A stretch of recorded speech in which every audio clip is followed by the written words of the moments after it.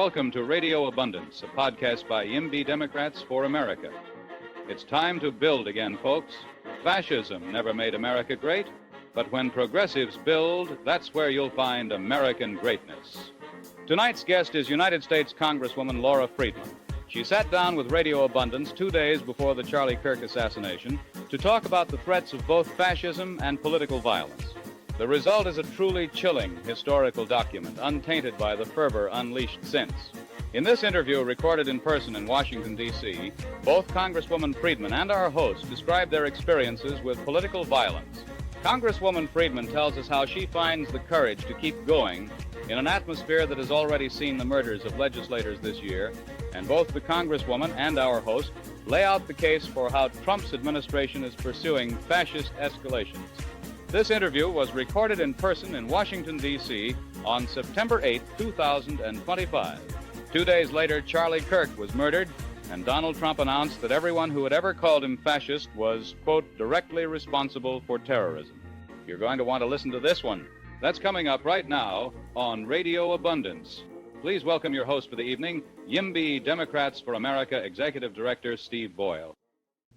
Hello and welcome to Radio Abundance live from Washington, D.C. And we are here with Congresswoman Laura Friedman. Congresswoman, welcome back to Radio Abundance. Thanks. I can't believe I'm back so soon, but it's a pleasure. I kind of can't either, right? We did the virtual audio podcast. You were one of our early guests. Very recently, we did a live stream to celebrate the Cut Red Tape for Housing Act. Have I put all the words in the right order? And now we're sitting down in person. So we are running the gauntlet, and I sort of don't know what's left. I feel like it's like become a show. Like I like it. It's like an every week kind of show. It is becoming a show? Yeah. I told people for several months I didn't actually care about podcasts. They were very confused about what I'm doing. We're building a show. So right. Thank you for kind of being one of the people most getting us there, because that is what we're doing. We're building a show. Here we are. Look, there's a flag. There's a studio. It's really cool. Because we've now seen each other a few times, you know, our missions, YIMBY Democrats for America, we are only 5 months old. Wow. I know. Amazing. A lot's happened this year. And we're going to talk about that, not so much in regards to us as to the world writ large. Although there was a big conference here last week. Yes. And that's worth talking about. I mean, there were two. Yeah. And we will, because there was the Abundance Conference, right, which was great. It was bipartisan. Yep. It was bipartisan, so you get all types. I got to hang out in the lobby with libs the whole time. It was fantastic, and they did a spectacular job. Yep. The day before that, Congressman Jimmy Gomez threw a summit on housing affordability, right, which I assumed was planned around the conference. It was not. They just found out about each other, and Richie Torres and I appear to be the only people who were at both. But they were both sort of fantastic, genuinely. I bring up YIMBY Democrats being only 5 months old to mention that, like, we showed up on the scene with a couple of missions, right? Build America, defeat fascism, unleash the era of progressive abundance, which is to say, be very loud about the fact that abundance is progressive. Like, those were our missions. Right. And some of those seemed a little highfalutin 5 months ago, and they maybe don't now, right? There is a Build America caucus. That's cool. There is. Sometimes I get flack for abundance being too left-coded right now, right? Which is like a total victory, I think. If you got to roll back your victories, that's great news. And then there's the whole defeating fascism thing. Now, because we've seen each other a few times, we've already, I think, really well covered how you're building America and why abundance is progressive and why you are progressive and doing abundance. So I think we have to talk about defeating fascism today. I agree. Now, Ezra Klein just kind of came out and threw down the gauntlet about, and he starts off, I think, by saying we are in the authoritarian consolidation phase. Now, we are not going to talk today about his proposed tactics, because this is not the kind of thing you do off the cuff in an instant interview reaction. Like, we need to be thoughtful. But I take what Ezra's written and kind of thrown out, like, just in the last couple days, to be about less, hey, do my suggested tactics, and more like, it's time to get some tactics. It is go time. And one of the things I've seen people say is just that if you just write down and say aloud what has already happened this year, say in the past 5 months, 9 months, however you want to call it. Even it's today, been less than 9 months. even just today with a recent Supreme Court decision that just came down today. Tell us about it. Saying that ICE can racially profile and detain people based on their accent and if they work in manual labor. That's enough. They don't have to have evidence that somebody's here illegally or that they're undocumented, if they're maybe look like a recent immigrant, they can be taken into detention, and it's up to them then to prove otherwise. And that could take days, it could take weeks, it could take months.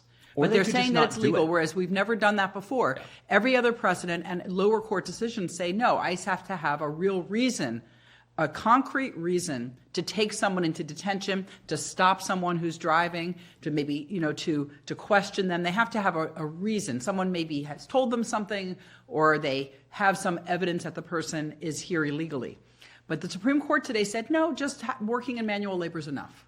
They can literally stop people who work in manual labor who have brown skin, and that's enough cause for ICE to detain them.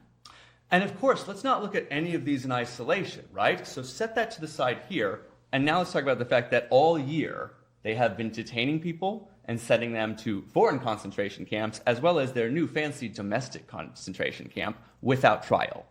And if you put the chocolate and the peanut butter together, they can pick you up just for being vaguely olive-skinned with an accent, and then they can do whatever they want with you, right? That's what those two things together are. And the Supreme Court's just given them more license to do that. And what we've seen with a lot of these detentions is that people are separated from their attorneys. Sometimes it takes their attorneys quite a while to be able to locate them. We get people who come to our office who are immediate family members who have no idea if their relative was kidnapped or whether ICE has them. And they don't, even minors. We've even had minors who have disappeared into this system. We have parents who are the children of American citizens, where the children can't find the parents and vice versa. But not being able to see your attorney or your attorney to know where you are, or your elected representative to know where you are, is something that we should all be concerned of, because that is the definition of disappearing somebody. And of course, their argument is like, if they're illegal, if they're such and such, they don't get access to these rights. But of course, that means if you can't prove that you are legal, then all of us are illegal. And let's be clear, some Ms. of these Friedman. people are not people who just appeared in this country and we don't know who they are. Yeah. They're being picked up at their own court cases, meaning these are people who are in the system, who are in the process of applying for asylum, having their cases adjudicated. We've had judges tell ICE you cannot remove this person, only to have them be removed. So these are people who are trying to go through the process legally. These are people who are, some of them are green card holders. And ICE is saying, well, you had a DUI 15 years ago, 20 years ago, so now we're going to deport you. So these are permanent legal residents, or people who are here on work visas. We just saw with this Korean battery plant where these were not people who were, let's be clear, they weren't working at a battery plant. This was a huge deal that was done to create American jobs. We didn't have the people who had the expertise to build the plant. It's a highly technical plant. There were also executives from the company here to oversee the building. They had visas. Now, some of the visas may have been the wrong kind of visa because they've been waiting for the correct visas, but they were people who were here to build a plant for Americans to work in. And they went and they arrested these people. They didn't just detain them. They literally put them into chains. You know, there's nothing that indicates that any of these people were dangerous. These were executives. These were people building a factory for American workers, and they were humiliated publicly. So these weren't people who snuck into the country. These were people who had paperwork that were given to them by our government. So what we're seeing is an incredible overstep, meant for optics, not meant for public safety. In no sense of the word were any of these individuals a danger to the public. In no sense were they people who we didn't know their identities. I mean, these are people who had some paperwork. So what's happening is it's really bad for business in this country. You know, it's bad for other countries who might want to send business here. It's certainly bad for tourism, and we've seen a huge drop in tourism, people wanting to come to the United States to go to theme parks, to go to sporting events, you know, leading up to the Olympics. That should be very concerning to us. And it's not something that's making us safer. I mean, it is a humiliation ritual, and it is spectacle, because he's a TV producer, and that's the thing he knows about, right? I remember very early in this year, that first batch they sent to CCOT in El Salvador. You know, the footage that came out looked like the kind of thing that a year, or, you know, if you ever did that in America's past, that would be like a news company coming out with a giant expose. No, they you're a Hollywood producer. They self-produced that video. Yeah, it and was slick. The Geneva Convention against showing prisoners of war. Yeah. The Trump administration claims that these are basically prisoners of war. That's their motivation, their justification for using the National Guard, for many of the things that they're doing. They're saying it's a national emergency, that we're being invaded. Yeah. Well, the Geneva Convention, all of our conventions about warfare prohibit the use of foreign POWs in media. So Kristi Noem standing in front of people whose faces are recognizable is actually something that we're not supposed to do if we're at war, much less at peace. But these are not, there's no evidence that the majority of these people were here posing a threat or were leaders of drug cartels or anything like that. We're talking about day laborers, people that are being picked up running taco stands. And don't forget that these are people that came to this country because we've held ourselves up as a beacon of freedom around the world. They come here to escape terrible situations in other countries, sometimes oppression over their religion, their sexual orientation. There's a lot of reasons why people come to this country, fleeing the kind of foreign crime that we're afraid, that we're saying that we're trying to prevent here. These are people who were victims of drug cartels who are coming here for asylum. The United States has prided itself for 200 years of being the place that offers so much freedom and opportunity to the world that people want to come here. And it seems like this administration is trying to say, no, we're going to be just as awful and oppressive as the places you're fleeing from, so don't come. And that's not the kind of country that we want to be. We want to be that beacon of hope for the world. And yet this administration seems hell-bent on making us into the kind of place that people flee. And that's really, really awful and frightening. I mean, many of us, myself included, are the children of immigrants. My husband is an immigrant. I don't want to be a country where immigrants are saying, oh yeah, you don't want to go to the United States. It's an awful place. It's a place where they take people who are fleeing oppression and literally put them in chains and then show photos of them to the population to try to humiliate us. We will talk a lot about the language of invasion, because I think that's a lot of their electoral ballgame, and I'd like to ask you about it. But while we're on the topic of prisoners of war, enemy combatants, I'd be remiss if I did not mention, the other day, right, somebody said to J.D. Vance on Twitter, hey, if you kill these cartel members, those are civilians, it's a war crime, and J.D. responded, I don't give a shit. Here's the thing.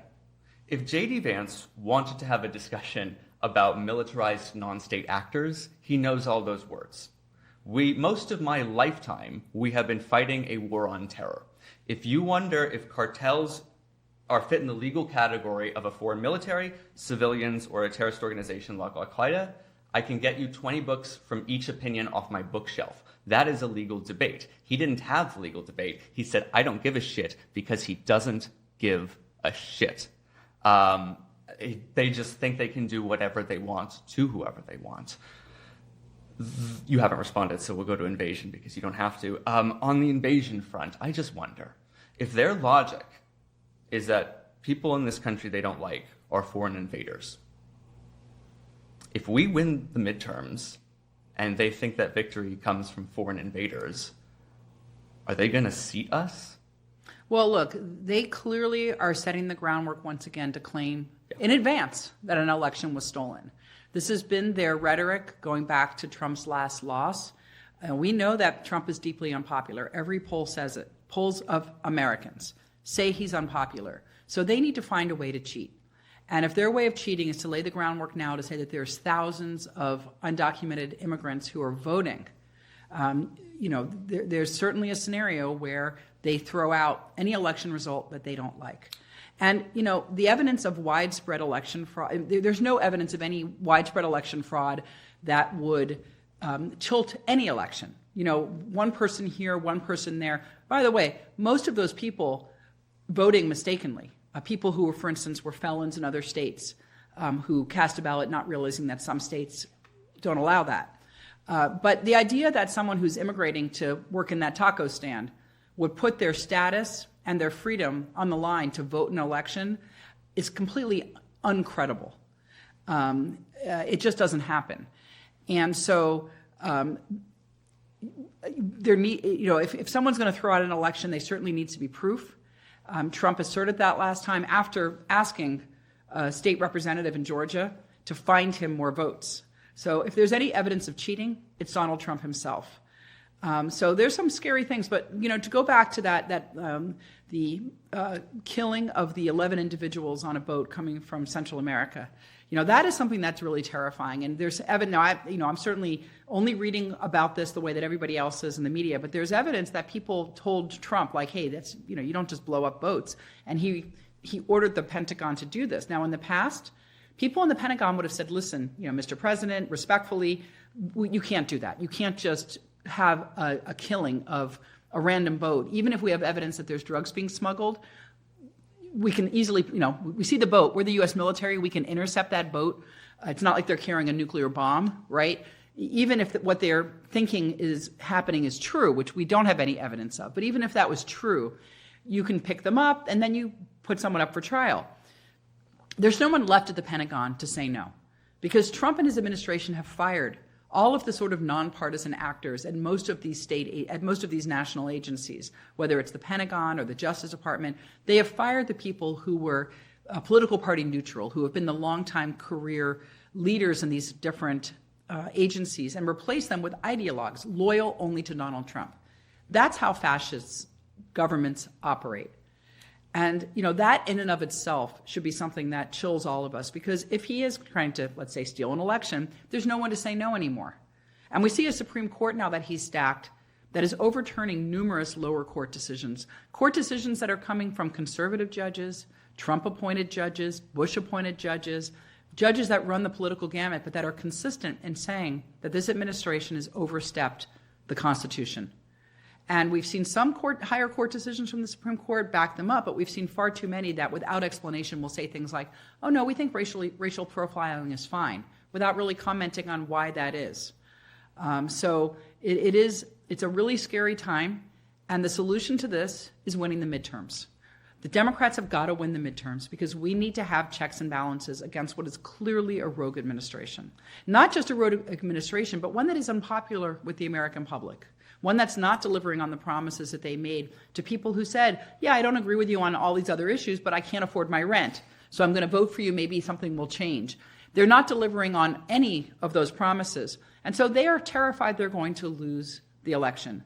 So they're trying to set up the public opinion to say that there's going to be widespread cheating. They're certainly trying to stack the races next year by doing unprecedented mid-cycle redistricting across the country.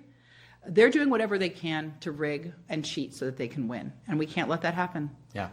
So we've discussed both attempting to rig the actual midterms and to lay the groundwork to deny them later, right? And you were bringing up a second ago, first of all, we know the invader link, we know, that's bullshit. And then you kind of mentioned the 4 cases of somebody accidentally committing voter fraud, and also they were all Republicans. We don't even have to indulge that. It is obviously a lie. When they come out and say that the reason Trump was at the Epstein child rape parties was because he was an informant, they're not saying that because they think you'll believe it. They're saying that because they don't think it matters whether or not you believe it, right? So it is just bullshit. I do think, of course, we do have to win the midterms because otherwise this is moot. Right. But the 2020 election certainly taught me that there are 2 elections. There's when we vote, and there's when they're sworn in. And I'm a little worried about the double elections. But let's stay on the first one first. Yeah. Because it is interesting. We know each other because of abundance. Yep. And we want to build stuff. Yep. And it is worth reminding, I think, some of this is about being hey, Democrats, when Republicans try to deregulate poisoning the water supply, that's bad. But when we want to deregulate building apartments for people, that's good. And I think I always assumed when we finally did win that debate with Democrats, Republicans would be there waiting for us to let us build things. Mm-hmm. And they are not. They have flipped. They are now making it as hard as possible to build things. Donald Trump is about as NIMBY and scarcity-minded as you can get. I would love to talk more about that, but I'm not in Congress, so why don't you talk more about it? Yeah, it's interesting. Republicans went along with Biden's infrastructure bill because he in the bill, a lot of the projects were going into Republican states. And they want the kind of clean energy, for instance, that everybody wants, which is cheaper and cleaner and job providing. And so they were very happy about that. But this, unfortunately, the Republicans in Congress will do what Donald Trump tells them. And even if it means denying jobs in their own states. And that's what's happening with him canceling tax credits for clean energy across the country. This was tax credits that were going to spur private industry, American companies, to build new generation of solar and wind primarily, and hydrogen and some other energy sources. And Republicans were all for that when it meant money into their district. But as soon as Donald Trump said windmills kill whales or whatever crazy thing he said, they're like, oh yeah, windmills kill whales. We're gonna stop with all of that. And they know it's wrong. They know it's going to hurt their states. They certainly know it's going to hurt their taxpayers, their ratepayers. But because Donald Trump, wants to just focus on, yesterday's fossil fuels, they're willing to throw their own people under the bus. And that's awful because it's terrible for the planet and it's terrible for ratepayers. Because once that solar and wind is installed, it's much cheaper than fossil fuels, which are volatile in terms of pricing because they're a commodity. And any commodity means that if there is a dip or if there's demand from overseas, as we saw a few years ago with natural gas, the prices spike. Whereas with wind and solar, once you build it, it's extremely inexpensive. And even Elon Musk, who's been not a friend of the Democrats, has been posting nonstop about how crazy it is that we're not doubling down on solar at a time when China is eating our lunch. They've built more solar in the last couple of years than we've built, ever in America. So other countries see the wisdom of investing in renewables. And we're not. We're just stuck back in the 20th century. We're stuck in the 19th century. And that means more smog, more pollution. It means depleting a natural resource when we could have renewable, meaning it goes on forever, energy that will be much, much cheaper for ratepayers. So Trump's policies are driving up energy costs. They're driving up energy costs, and they're hurting American companies that were poised to invest their dollars in standing up new energy generation. Driving up energy costs and meaning we're going to have less energy, which feels important for all those wars the new Department of War is going to stumble us ass backwards into. I mean, if they were renaming it the Department of Burritos, we wouldn't be confused about whether they were going to make burritos. Yeah, look, oil has put money into countries that haven't always been great friends and allies of the United States. If we make our energy here in the U.S., it's good for our security. And the energy that we can make plentifully are renewable energies. We've got the land. We've got the sky, we've got the wind. These are things that in conjunction with each other, along with a few other hard energy sources, can wean us off of imported sources of energy, and that's good for national security. Now, how do you think all those tariffs are going to affect housing prices? Tariffs are definitely making the prices of everything go up. They're not driving down any prices. And I have a city, Glendale, that had to go into open session. They're building a new energy plant. They're building a new natural gas plant, but it has a very large storage component. And because the battery comes from China, Customs was asking the city for millions and millions of dollars in fees to get that out. Those are costs that are going to be passed directly to ratepayers, myself included, in my city. That's because of a tariff. So that's just one example. I just did a press conference with one of our school boards, with a member of the Burbank School Board. The Burbank School Board is trying to fix leaky roofs for their aging public schools. So kids going to school where the roof is leaking, it's dangerous for kids. You can have mold. We want to keep our schools safe for our kids, right? Well, guess what? That supply, the roofing supply, is being tariffed. This is materials that are not easy to source in this country right now. And so because of the tariffs, again, they're not able to fix all the schools. They can only fix now a portion of the schools. So that's hurting our kids. So these are costs that are being passed along. I've got, in Los Angeles, we've got thousands of people that are trying to rebuild their houses after the devastating fires that we saw. And we're seeing those building costs skyrocket because wood comes from Canada. Many of the supplies come from overseas. Drywall comes from overseas. And they can't wait a few more years for that supply to become American. They need to rebuild now. So we're punishing those fire victims all over again by driving up the costs for them to rebuild. And that's what Trump's nonsensical policies are leading to. It does feel like historians will be very confused that the 2024 election was fought over affordability, doesn't it? You talked for a second about Republicans falling in line behind Trump. We have a mutual friend who I love who made this point, and I asked, do you think that's just electoral concerns, or that some of them might be actually genuinely a little scared for themselves, for their families, not necessarily because of the administration, but maybe fans of the administration, maybe people with some tacit permission to intimidate them. And he said, no, I think it's just electoral. And I felt a little foolish. Was I foolish? You can say so, but I'm curious. Well, look, I don't know, but we know that when judges hand down decisions that are counter to Trump and his administration, we know that they're doxxed. Yeah. We know that they're doxxed so much and threatened so much, like physically threatened, that they have to have security. And I know that my colleagues have also been physically threatened, many of them, for being the resistance. And so we live in an age, unfortunately, where the rhetoric can get really out of hand, and Trump and Elon Musk, and Stephen Miller think nothing of calling Democrats traitors and radical extremists, and telling people that we, being Democrats representing a large portion of the American population, are un-American and that we are traitors. There are people who are going to hear that and take that to the next level.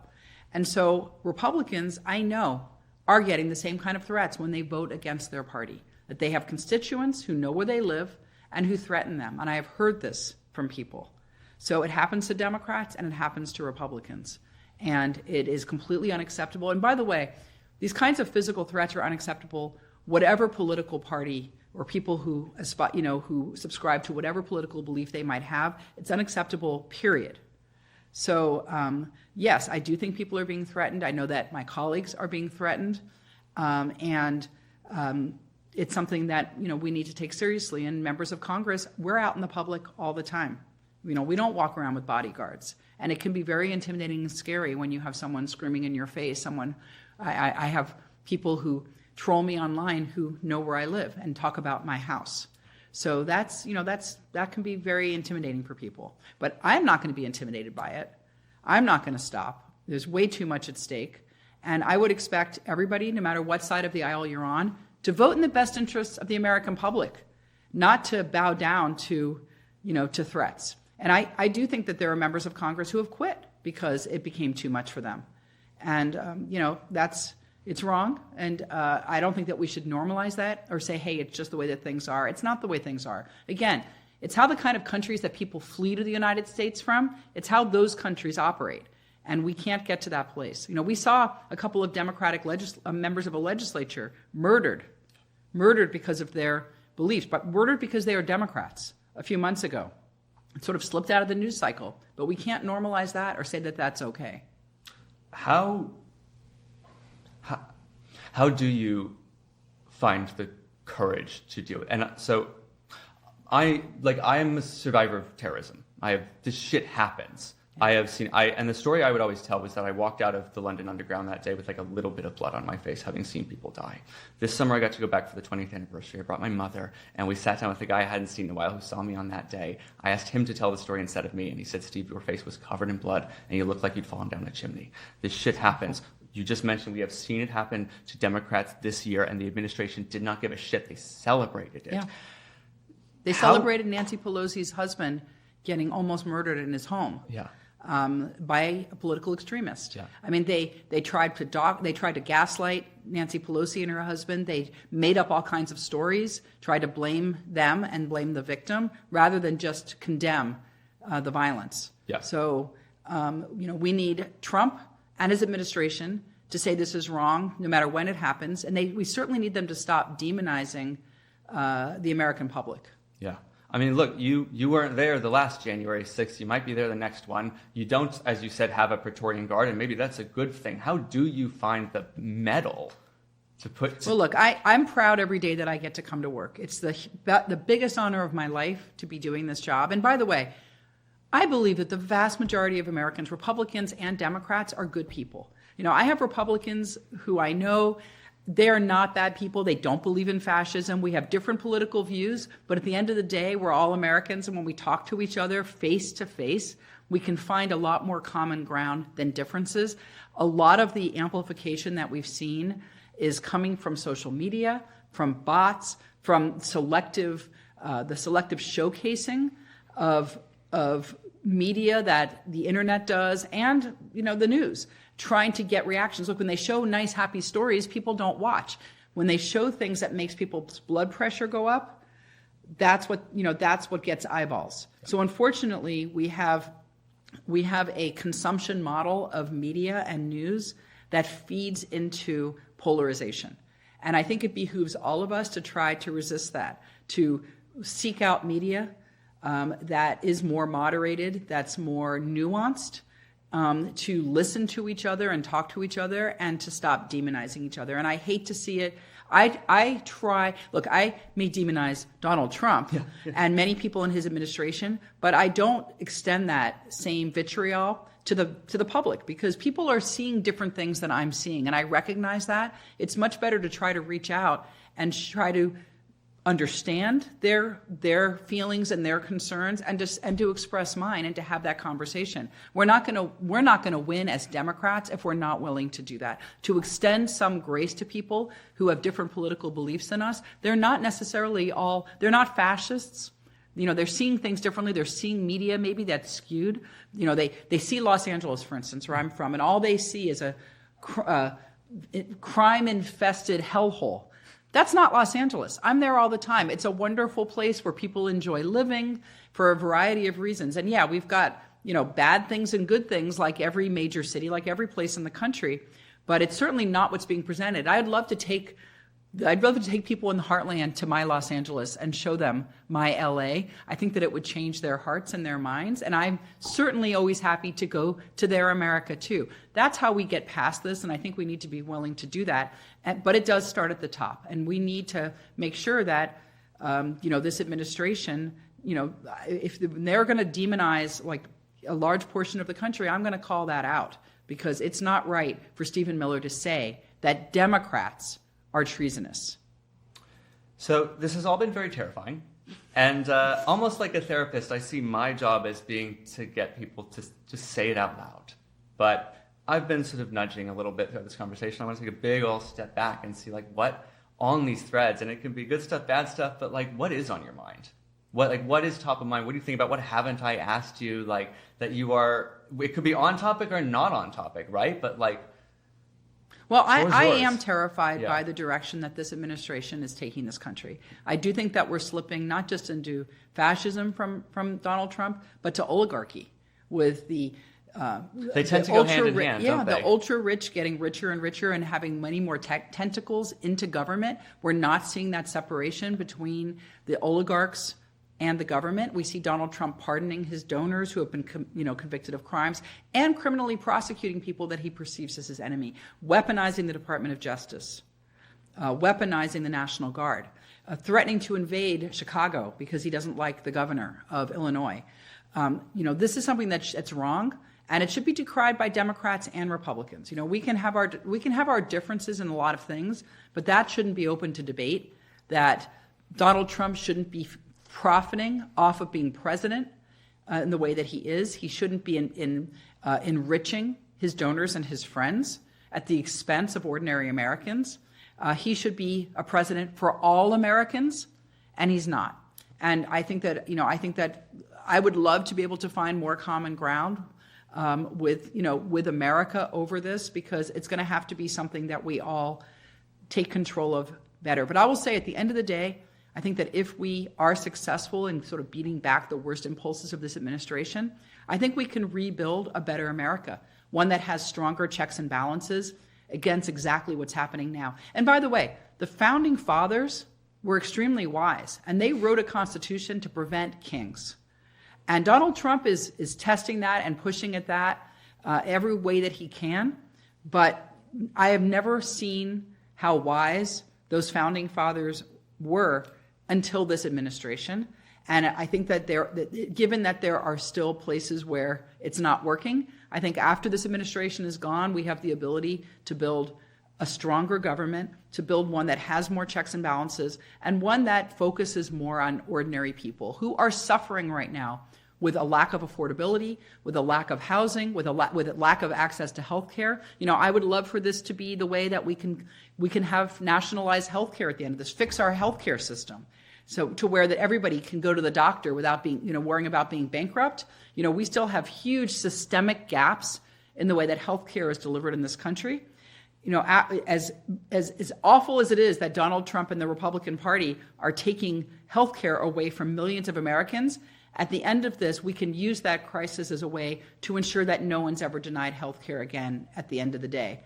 As much as they're cutting money that's going to housing and homelessness, at the end, maybe through abundance and YIMBY, we can come to a place where we have created an environment where everybody can have a roof over their heads. I think those are the things that we can use this crisis to we can build back better at the end of this, to steal a catchphrase. We're so close, aren't we? And the Biden years were tricky because I don't know if you remember this, but there was a plague. But towards the end, right, inflation was going down, manufacturing was going up, prices were coming, and now, and that's all reversed. Well, we still didn't have an economy that worked for everybody. No. We still had people that were in stagnant jobs. We saw people slipping into service jobs, lower paying service jobs, and not the kind of upward mobility. And certainly the housing crisis is a huge part of that. People unable to purchase a home for a variety of reasons, but mostly because of a constrained supply in the areas where we have job centers.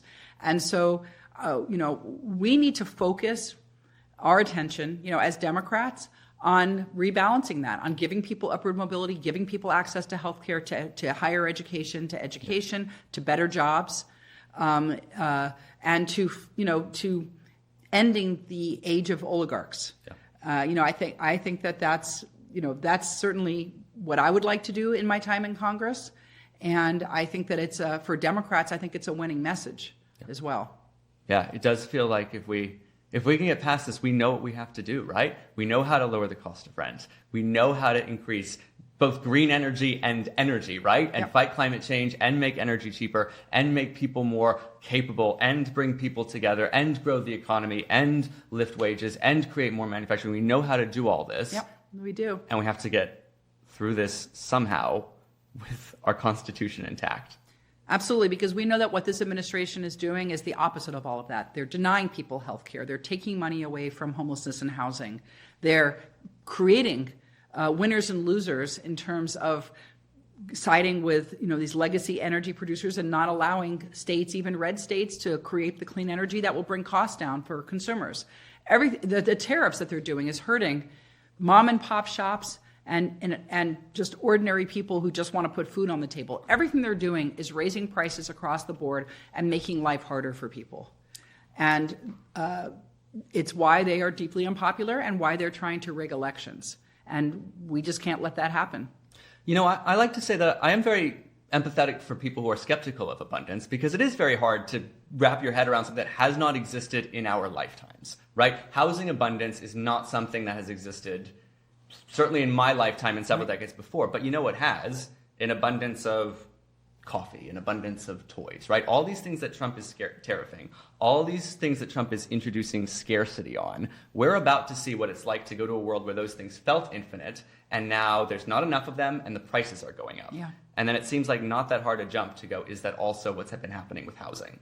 So maybe that'll help us, but I do think he's a scarcity king. I think he's very much a NIMBY king, and what I mean by that is, his whole worldview is that, actually it's not possible for all of us to rise. All of us Americans, all countries and people around the world, actually there have to be losers, and it is better to consolidate your current privilege, right, and try to lock other people out, and maybe you lose a little, but they lose more. Except, of course, what we always see in NIMBYism and scarcity is that the moment you try to build walls around your own privilege, it backfires on you as well as everybody else, right? Whether you want a world where everyone can win or you want a world where some people lose, I think you're going to get what you want either way. And so I think he's a symbol of NIMBYism and scarcity, and sort of a sum of all fears. And it's true. Our healthcare system has been such a mess for so long that it's very easy to say, hey, the reason that you're not able to access healthcare or why it's expensive is because these other people who don't deserve it are getting it, right? And you're absolutely right. That's economically, it's actually wrong. It's incorrect because if there's two ways that this can happen. If there are people who can't afford healthcare, you can either let them die or you can treat them when they're much sicker in the emergency room, right? Which is terrible for hospitals. It economically doesn't work. It's much better It's a much better model to just keep everybody healthy, right? To give everybody more health care, keep them healthy so that they don't get sicker. If you say to people, listen, it's really expensive to go to the doctor, only go to the doctor when you're really, really sick, you actually end up costing the system a lot more. So what's happened over the years is healthcare has become not obtainable for many people. Now, the exchanges, the Affordable Care Act was a big step in helping address that, but it still wasn't enough. Some states were able to have put subsidies in, like California, to help people, but other states didn't. So you still had, like you said, scarcity. And Donald Trump comes and he says, the reason that healthcare is expensive for you is because there are people who don't deserve it. All these immigrants who have come in, they don't deserve it. If you just get rid of them, it'll be much cheaper for you. The opposite is actually true, right? So we need to really fix those problems. We need to fix housing so that people don't, this idea they have now, if you deport all these people, the cost of housing will come down because there's just a bunch of illegal people in apartments. It's not true. The apartments that most middle-class people get are not the same apartments that an undocumented worker who's working, standing in front of Home Depot is renting, right? So they're spurious connections, but they do push people. So you're absolutely right that when you create this mindset of there's just not enough to go around, people feel that they have to do things that they wouldn't normally do to get what they want. We're the richest country in the world. There's no reason why we can't have affordable food for everyone, a place that everyone can live that they can afford, and health care for everybody. We've just made policy choices to not do that over the years. We need to fix that. So we're coming to a close. We've talked about a lot of scary shit. There's 2 questions left that I'd like you to close with, right? One is you don't have to put all the cards on the table, but what are you doing about it? And then another one that I think is a little bigger. So there's a camera right here. Hi, guys. And I would just love you to look into that camera and tell us normies outside of government how we can help and what you need from us. Thanks. Well, in terms of what I'm doing about it, I am working on bills like the Cut Red Tape for Housing Act and many more that are focused at affordability, particularly in the housing world, because that is the biggest crisis in my district and in many places in the country. The rent is so high that it just affects people's ability to save and to have a good quality of life. Young families can't afford to buy a home and create that stability and future equity that so many people relied on over the years.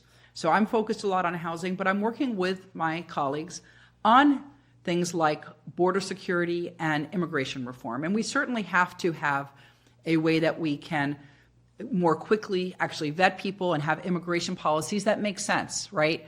To make sure that people who truly are dangerous and shouldn't be in this country aren't let in, but that people who deserve to live here, people who contribute, have a path to citizenship. So we can fix that. We had a bipartisan bill last year. Trump derailed it because he didn't want to fix immigration. It's too good of a platform for him. I want to continue to work on medical access to make sure that people can go to the doctor when they need to, that they can stay healthy. I want to make sure that there's no such thing as medical debt in this country, and people still lose their homes because they get sick. How can you believe that in this country? People are scared to go to the doctor. Elderly people don't know what's going to happen to them after they retire. So there are concrete policy proposals on every single one of these that have been vetted, that have been in the that have been in Congress for years. We need to be able to have enough Democrats elected to get them passed. So I'm working with my colleagues right now. Until November, I'm focused on Prop 50, which is the California redistricting proposal, which will balance the scales over what Trump is doing to rig this election all around the country. And it's essential that passes, absolutely essential. Because if he's going to try to rig the system, states that should make sure that we have that balance. And so we're going to show him that California is standing up. If you poke the bear, we're going to punch back. And that's what California is doing. Give us a couple marching orders. So it sounds like Californians, you need to be mobilizing for Prop 50. Mobilize for Prop 50. It is absolutely essential that we balance the I think illegal, but certainly the unfair scheme that he has of trying to redistrict across the country and take away communities' voices and rig the next election because they think they're going to lose. That's number one. Until November, focus on Prop 50. But otherwise, talk to your neighbors and make sure they understand what's happening. Face-to-face discussions. Get off the internet. Go where people actually are. Go to the churches. Go to the synagogues. Go to the grocery stores. Go to the town halls. Go to the school PTA meetings. Get out there in person and develop those relationships. We need to start talking to each other again. Focus on those down ballot races, those school board races, those city council races. Those are all incredibly important because so much policy comes from the ground up. That's the whole ballgame, isn't it? Two things. We say the thing out loud, Yep. and also like meet new people and be friendly and say it to them. Yeah. Give people the grace. Listen to them. Hear what they're saying. Meet them where they're at. Don't write people off because they don't agree with you on every single thing. You're not going to get 100% agreement on everything. I don't agree with my husband 100%. I probably don't agree with him 75% of the time. But find the things that you can agree with and start those relationships. We're the Democratic Party. We're a big tent party. Let's extend that tent. And when someone comes to us and says, hey, I'm a Republican, but I'm not really sure of this and that, don't say, hey, you voted for this. Say to them, hey, I hear you and I understand the reasons why you voted for Trump, and now welcome to the Democratic Party. We've got to extend that grace to people and meet people where they're at. Hold true to our values, certainly, but let's take the time to show people what our values are and why, and listen to them about any concerns that they have and about what they need to see also. And if they want to join us, let's bring them in. You've given several great last words, but I'm going to give you the last word, but I have to say one more thing because it's so important. Sure. The human condition you do not want to believe fascism is happening and this is happening. Humans are good at normalizing things. We're good at adjusting. We're good at forgetting it's okay, right? So for you to go to a friend of yours and say fascism, the internet, they don't know what to think. It's what somebody else says. If somebody they trust and like on other issues, who's good at sports trivia or good at being friendly, says, no, by the way, this is real, it's freaky, it's a lot to deal with, but the only way you're going to pierce through, I think, that natural instinct to say, no, it's fine, is to make it uncomfortable for people who like and trust you. And you just have to say it out loud and tell people, because we got to get going now. Now, last words for you. Sure. I think rather than talk about terms that might seem kind of esoteric to people like fascism, to just talk about America and what our values are, and to say, look, America, our values are that we give people the benefit of the doubt, and we don't execute people without having a trial. In fact, we don't execute people for drug crimes, period. That we have for 200 years have this country that we're incredibly proud of because we do give people rights. We do have due process. Nobody's above anyone else, including the president and his family, that we all matter. And let's talk about how we think the policies of this administration are not respecting those values. I think if we talk about that in those terms, in the things that people love about America, that's a better way of showing people why how this administration is not in keeping with the values of this country, and certainly not with the values of the founding fathers enshrined in the U.S. Constitution. And so, I think when you talk to people who maybe aren't necessarily on your side, rather than going right to fascism, to just talk about what you love about America, what I love about America, and how this administration is not respecting those values and the things that we hold dear about our country. Hard to put it better than that.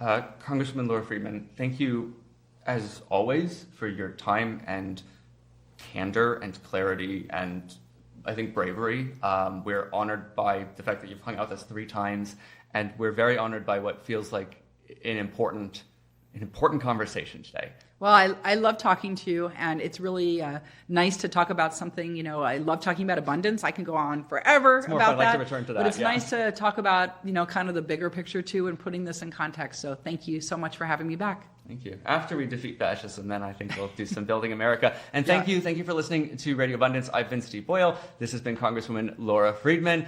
You've been listening to Radio Abundance, which is the voice of progressive abundance. We are here to build America and defeat fascism. And on that second one, folks, it's go time. Let's roll. Thanks for being with us. Thank you for listening to Radio Abundance. Now it's time for you to join the movement. There's no time to lose. Head to yimbydemocrats.org/join to sign up and And make sure to follow us at radioabundance.substack.com. And thank you.